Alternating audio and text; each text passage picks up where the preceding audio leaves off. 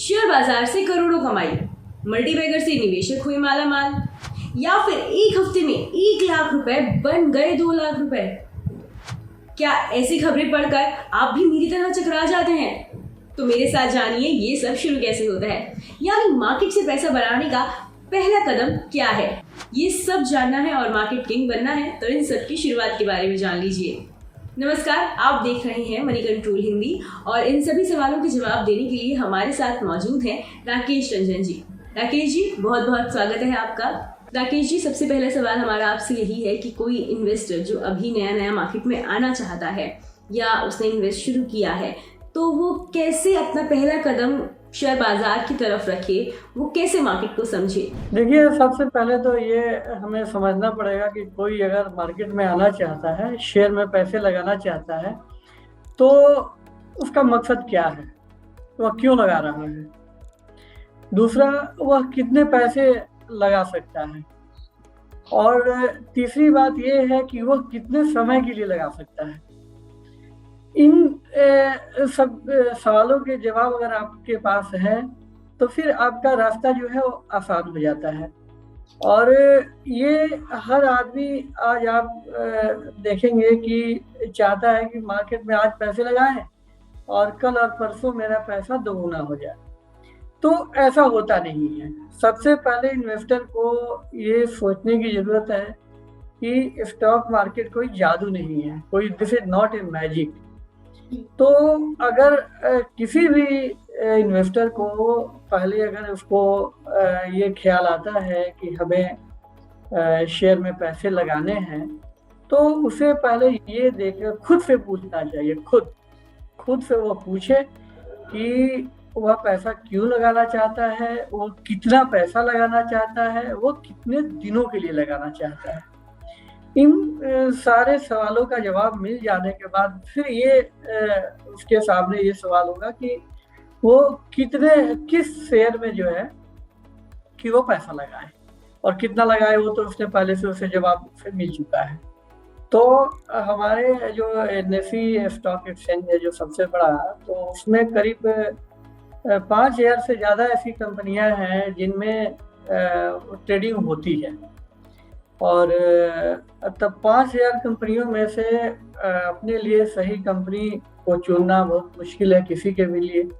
लेकिन लोग ज़्यादातर निवेशक क्या करते हैं कि वो आसपास देखकर दोस्तों को देख लिया, रिश्तेदारों को देख लिया और देखा देखी जो है कि वो शेयरों का चुनाव करते हैं। जैसे कि अगर हमारे दोस्त ने अगर टाटा मोटर्स में लगा दिया तो चलो मैं भी आज लगा देता हूँ, तो ये अप्रोच गलत है। तो मेरा आपने जो सवाल पूछा था उसका जवाब यही है कि अगर आपको शेयरों में पैसा लगाना है तो सबसे पहले आप ये 2-3 सवालों के जवाब वो पहले खुद से पूछ लें कि आप क्यों लगाना चाहते हैं, आप दूसरा कि आप कितना लगाना चाहते हैं, और तीसरा कि आप जो है कि कितने समय के लिए जो है अपने पैसे को आप शेयरों में रखना चाहते हैं। तो इन सवालों का जवाब अगर आपको मिल जाता है तो उसके बाद जो है कि अगला ये हमारा वो होगा कि हम किस शेयर में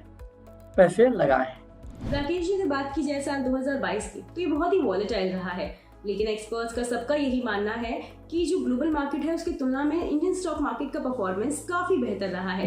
लेकिन ऐसे में भी एक जो नया इन्वेस्टर है उसके मन में जो डर बना रहता है, वो उस डर को कैसे कंट्रोल करे और कैसे भरोसा रखे कि वो आगे जो इन्वेस्ट कर रहा है वो घबराए नहीं उसे लेकर। आपका सवाल बिल्कुल सही है और बहुत ही अच्छा ये सवाल है। और इस डर को हटाने के लिए कई चीज़ें हैं जो हम कर सकते हैं। और एक ऐसी चीज़, मैं बुनियादी चीज़ आपको बताता हूँ कि आप अगर पिछले 10 साल, 20 साल, 25 साल अगर हम पीछे जाकर देखते हैं तो ऐसे सैकड़ों ऐसे शेयर हैं कि जिनकी कीमतें पिछले 20 साल में, 25 साल में 200 गुनी, 300 गुनी, 400 गुनी हो गई हैं। ऐसे कई हैं, ऐसे एक दो नहीं है, बहुत सारे ऐसे शेयर हैं और एक तो ये शेयर की बात हो गई। दूसरी बात ये है कि अगर आप हमारे बाजार के जो प्रमुख सूचकांक हैं, जो इंडाइसेज हैं, सेंसेक्स और निफ्टी, उनको अगर ले लें तो अगर आप 2000 में सेंसेक्स का लेवल देखो, 2010 में सेंसेक्स का लेवल देखो और आज का अगर आप लेवल देखो, तो आप देखोगे कि ये कई गुना जो है, ये तब के मुकाबले पिछले 10 साल में, पिछले 20 साल में यह कई गुना हो चुका है। तो इसका मतलब है कि ये कोई भी शेयर जो है, अगर आप उसमें पैसा अगर आप लगा रहे हैं, तो जो है कि उस पैसे की ओवर द टाइम, यानी कि समय के साथ उस पैसे की बढ़ने की संभावना जो है कि वो होती है। सवाल ये है कि अगर हम 10 शेयर को लें तो 5 शेयर अगर चढ़ते हैं, अच्छा रिटर्न देते हैं, उनकी कीमतें बढ़ जाती हैं, तो 2-4 शेयर ऐसे भी होते हैं कि वो आपका पैसा डुबाते भी। जैसे कि आपने अगर कोई शेयर अगर आज 100 रुपये के भाव में खरीदा है, तो 3 तरह की स्थितियां बनती हैं। पहली स्थिति तो ये है कि आज से 5 साल बाद उस शेयर का प्राइस जो है वो आपको बढ़ के हो जाए 500 रुपये। दूसरी स्थिति ये बन रही है कि उस शेयर की कीमत जो है वो घटकर 100 रुपये से 50 रुपये रहे। और तीसरी स्थिति ये बनती है कि उस शेयर की कीमत जो है वो जहाँ की तहाँ रह जाए, यानी कि आपने 100 रुपये में लगाए थे और 5 साल बाद भी वो 99 रुपये या 101 रुपये। ये 3 स्थितियाँ बनती हैं। तो अब बड़ा सवाल ये है कि आपको फायदा तभी होगा कि जब उस शेयर की कीमत जो है वो समय के साथ बढ़े। अगर आज मैं अगर किसी शेयर में 100 रुपये लगाता हूँ, तो 2 साल बाद, 4 साल बाद, 5 साल बाद, 10 साल बाद जो है उसकी कीमतें 2 गुनी, 4 गुनी, 10 गुनी हम उम्मीद करते हैं कि होनी चाहिए, क्योंकि कोई भी पैसा तो डुबाने के लिए लगाता नहीं है। सही है। और न ही कोई उसको स्थिर रखने के लिए लगाता है। अगर स्थिर रखना है तो वो हम क्यों बाहर में मार्केट में क्यों पैसा लगाएं, अपने सेफ में अलमीरा के में डाल दें, वो पैसा क्यों बचे बना जाएगा। तो सवाल अब यहाँ पे ये सवाल आता है कि भाई फिर हम इस पर कैसे, किन शेयरों का चुनाव करें कि जो हमारे पैसे को 2 गुने, 4 गुने, 5 गुने बना सकते हैं।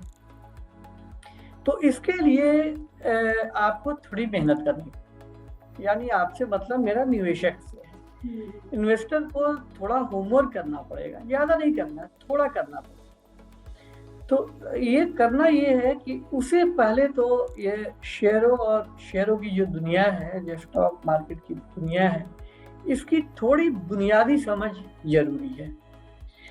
बुनियादी समझ इसलिए जरूरी है कि ऐसा नहीं हो सकता कि आपकी जेब में आज अगर 5,000 10,000 रुपये हैं और आपने किसी से पूछा अपने दोस्त से कि भाई इसमें कहाँ लगाना है, और आपके दोस्त ने कहा कि भाई इसे ए कंपनी में डाल दो, बी कंपनी में डाल दो, और आपने डाल दिया।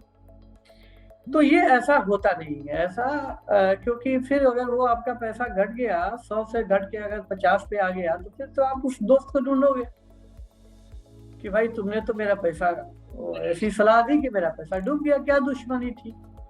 तो इसके लिए जरूरी है कि हम खुद थोड़ा जो है होमवर्क करें। और होमवर्क में वैसे तो दुनिया इसकी बहुत बड़ी है, इसमें आप जितना पढ़ाई करें, जितनी स्टडी करें, तो वो आपको और आगे जाने का रास्ता दिखाई देगा कि हमें अभी और पढ़ने की ज़रूरत है। लेकिन कुछ चीज़ें जो बुनियादी हैं उसमें मुश्किल नहीं है। जैसे मुश्किल इसलिए नहीं है कि आपको तो इतना पता है कि हमारी जो अर्थव्यवस्था है, जो इकोनॉमी है, वो किस हालत में है और आने वाले समय में क्या लगता है। तो ये सब चीज़ें जो है वो सबको पता है ये। अब इसमें ये रह गया कि भाई हम किस तरह के वो सेक्टर में, किन कंपनियों के शेयरों का दामन थामें ताकि जो है कि हमें फ़ायदा हो। तो 2-3 चीज़ें नए निवेशकों के लिए, 2-3 चीज़ें ऐसे हैं जो कि बिल्कुल काम करती हैं। इसमें कोई एक तो ये है कि अगर आपको मार्केट के बारे में बहुत समझ नहीं है तो धीरे-धीरे समझ विकसित करने की कोशिश करें। और साथ में अगर आप निवेश करना चाहते हैं तो शुरुआत में आप जो है कि ब्लू चिप कंपनियों में अगर अपना पैसा लगाते हैं थोड़ा-थोड़ा करके, तो इससे जो है कि आपको नुकसान होने की संभावना जो है वो बहुत कम होगी या ना के बराबर होगी।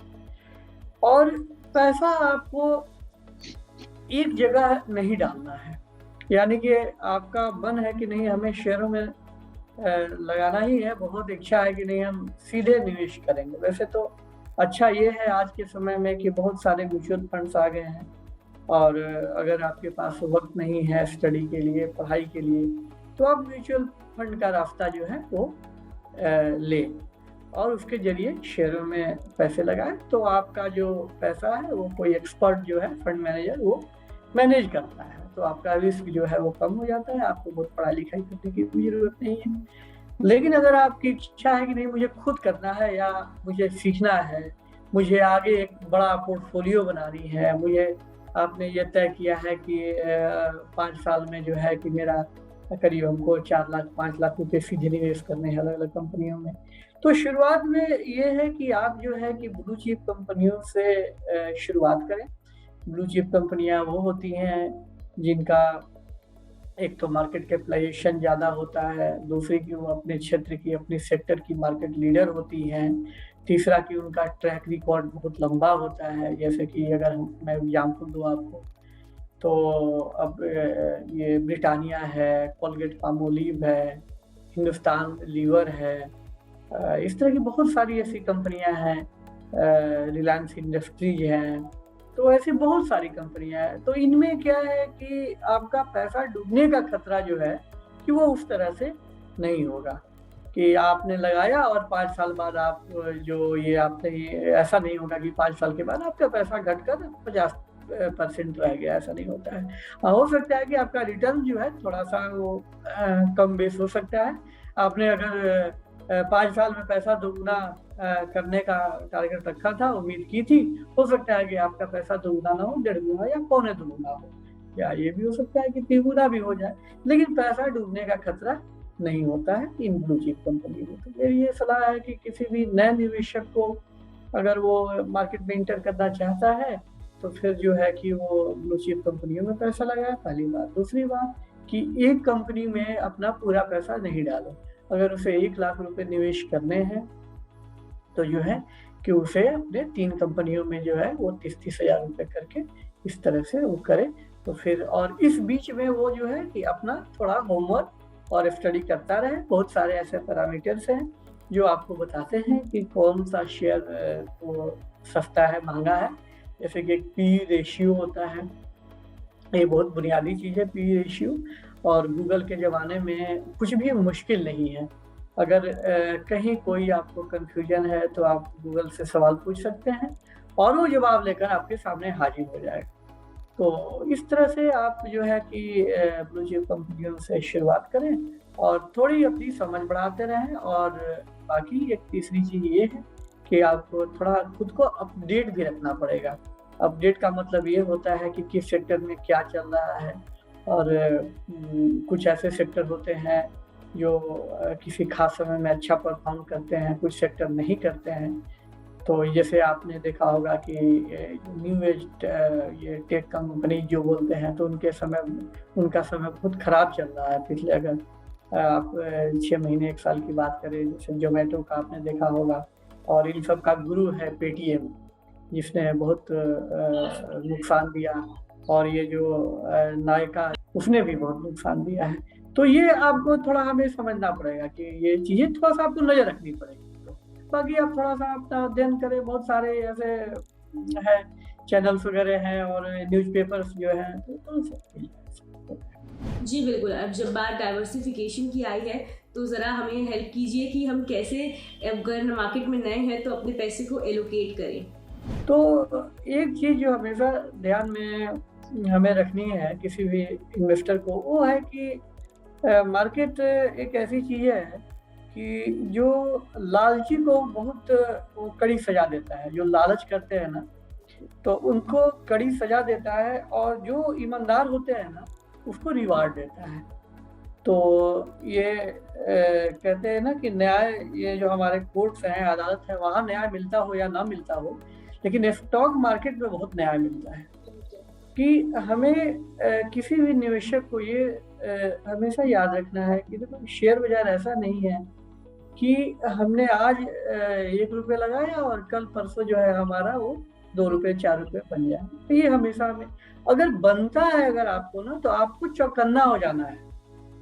इसमें उल्टा है कि बिल्कुल आपको ईमानदार रहना है।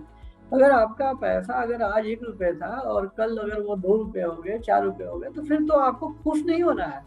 आपको फिर उसके कारणों में जाना है कि ऐसा कैसे हो सकता है, ऐसा तो कहीं होता नहीं है। ऐसा अगर हो जाए तो सभी जो है कि वह अरबपति बन जाए। तो आपको खुश होने की बजाय ये चौकन्ना होने की जरूरत है कि भाई ऐसा क्यों ये हो रहा है। कोई शेयर जो है कि आज अगर, जैसे कि आपने देखा होगा कि जो महीने 2 महीने पहले जो एनडीटीवी को इन्होंने, ये अदानी ग्रुप ने खरीदा था, तो खरीदने के बाद से जो है कि अडानी के शेयरों में रोज अपर सर्किट और वो सब 10% 15% लगातार वो चढ़ रहा था। और वो खरीदने के बाद तो चढ़ ही रहा था, लेकिन बहुत कम लोगों को पता था कि ये एनडीटीवी का शेयर जो है वो पिछले 1 साल से चढ़ रहा था। 1 साल में उसकी कीमतें दोगुनी तिगुनी हुई है 1 साल में। हाँ, ये है कि अडानी के खरीदने के बाद चूंकि वो सुर्खियों में आ गया, तो फिर हम सब ने, आपने, हमने उसके बारे में वो खबरें देनी शुरू कर दी, उसको देखना शुरू कर दिया। अदरवाइज जब तक ये अडानी ने खरीदा नहीं था तभी उसके शेयर लगातार चढ़ रही थी, लेकिन हमने उसको फॉलो नहीं किया था, मीडिया ने भी नहीं किया था, ज़्यादातर मीडिया ने नहीं किया। तो ये चीज़ें हमें समझने की है कि तुरंत कोई अगर शेयर बहुत ज़्यादा चढ़ता है और बहुत ज़्यादा उतरता है तो उसकी वजह क्या है। तो ये चीज़ें हमेशा अगर आप उसको अगर तलाशेंगे तो उसकी वजह आपको मिल जाएगी। तो मीडिया तो यही करती है कि भाई बताती है कि भाई ये शेयर क्यों चढ़ गया, क्यों उतर गया।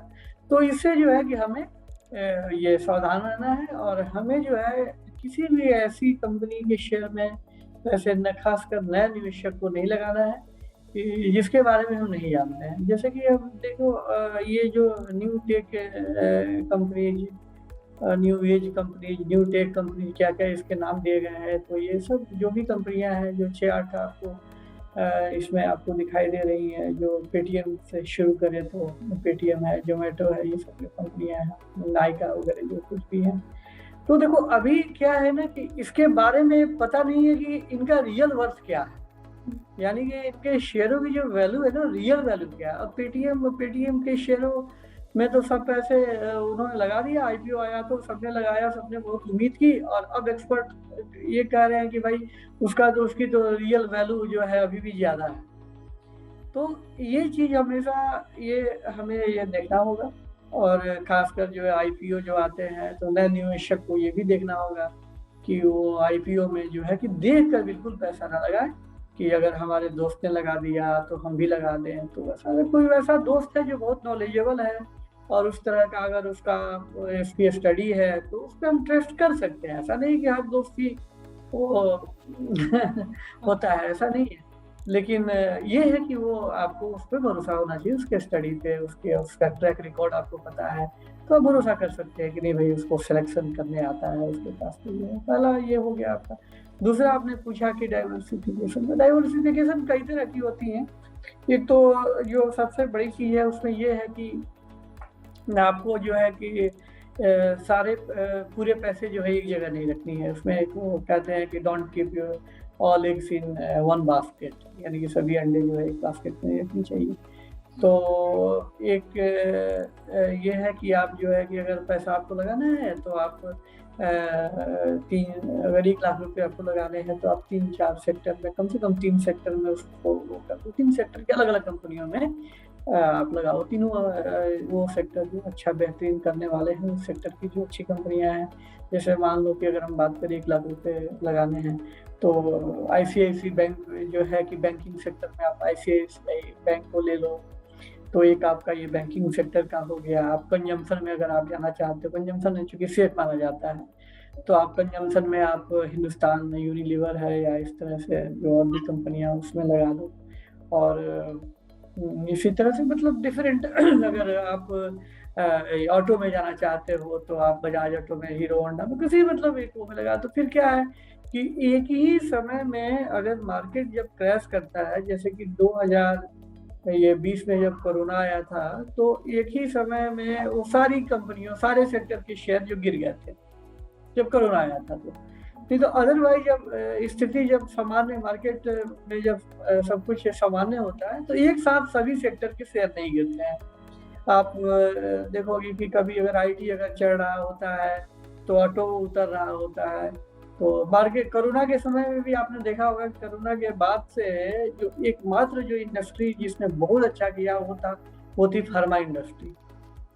तो फार्मा दवा कंपनियों के शेयरों ने बहुत मोटा मुनाफा लिया था। तो उसका यही है डाइवर्सिफिकेशन के लिए कि हम जो है कि अलग अलग वो में लगाएं। और बाकी लोग ये भी करते हैं, लोग कुछ लोग इसे वो लार्ज कैप में, कुछ मिड कैप में, लेकिन ये कोई बहुत तो इफेक्टिव नहीं है, क्योंकि मार्केट जब चलता है ना तीनों चलते हैं।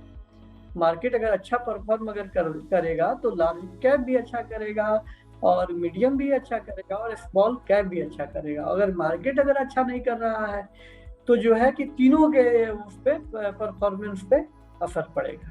राकेश जी, बहुत बहुत शुक्रिया आपका हमारे साथ जुड़ने के लिए। उम्मीद है ये वीडियो इन्वेस्टर्स को काफ़ी मदद करेगा, स्पेशली जो नए हैं। अगर आपकी कोई भी क्वेरीज है तो हमें नीचे कमेंट बॉक्स में ज़रूर बताएं। हम कोशिश करेंगे कि जल्द से जल्द आपके सवालों के जवाब लेके एक बार फिर से हाजिर हों। बाकी मार्केट के इनसाइट्स खबरों के लिए बने रहें मनी कंट्रोल हिंदी के साथ। नमस्कार।